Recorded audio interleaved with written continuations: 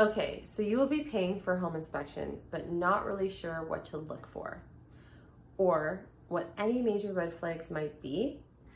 No problem. In this video, I will go over the top 5 red flags you may come across during your home inspection.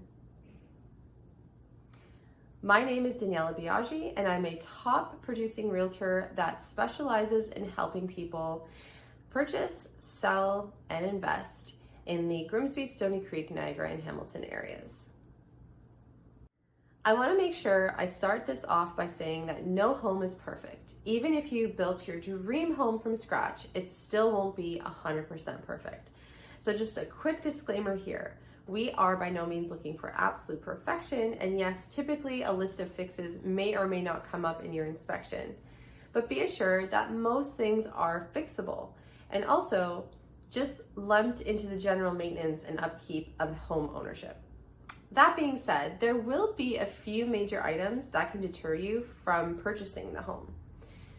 And the purpose of this video is to bring your awareness to some major items to ask more questions about, or maybe just to get a little bit more information on, but most importantly, to be aware of. I am by no means an expert or a professional in these trades, but these items are important for you to pay attention to. Tip number 1, electrical. First up, find the panel. It's usually in the basement, and note the amps. Usually you'll find a home runs on 100 amp service, sometimes 200 depending on the size and type of home. What you want to look for is any knob and tube wiring or aluminum wiring. The electrical needs to meet code, or the home can't be insured when title is transferred.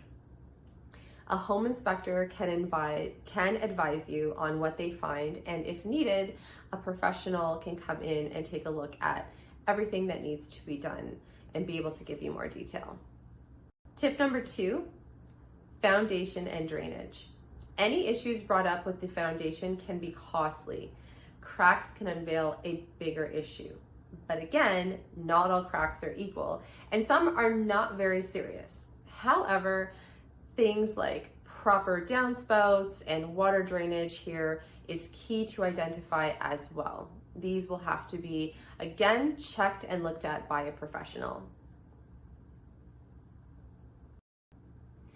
Tip number 3, water. When you are walking through the house, look around. Look at the corners of ceilings, the wall edges. Do you see any water stains or paint bubbling? This will be a sign of previous or current water leaks. Ask your realtor to note this and get the story here. When did it happen? How did it happen? If you are able to touch the spot, is it still damp? Get the full story. Was it a tub that overflowed? Did the roof leak? Was it fixed? If so, when and by whom? And do they have any receipts or records of the fix to show the completed work? This will also help you see what year was done as well. On that note, if you want to know how old the roof is, you might want to also ask it at that point, and if it has ever suffered any damage. Number 4, mold and rot. Oftentimes you can smell mold, but an inspector will find it where you may not see it. Okay, so black mold is a concern, but again, the right professional will advise you on risks and remedies. Tip number 5, piping.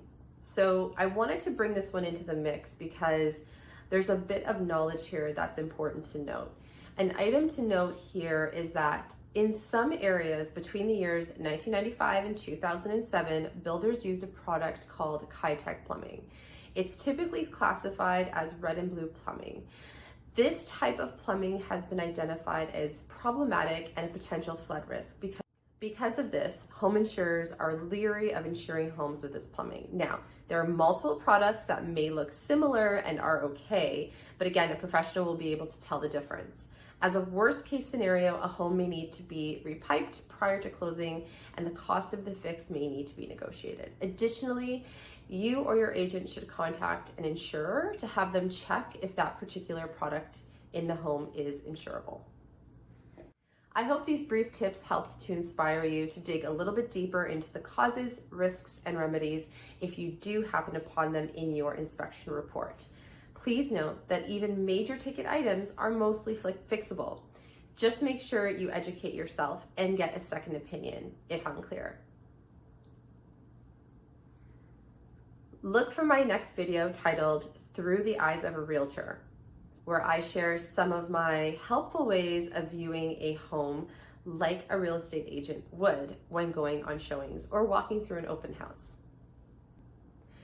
As always, if you would like more information specific to you or need to know what your home is worth in today's market, you can contact me directly on my website at danielabiagi.com.